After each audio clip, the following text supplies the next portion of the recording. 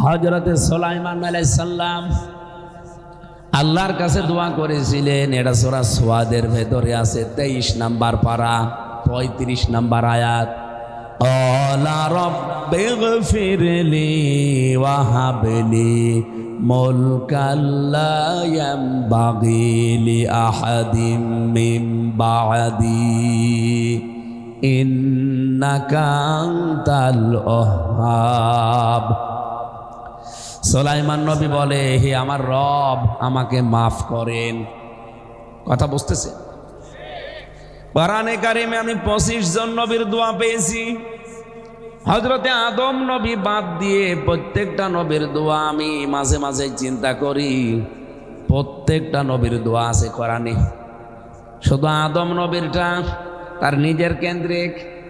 তিনি বলেছিলেন, রব্বানা যালামনা আনফুসানা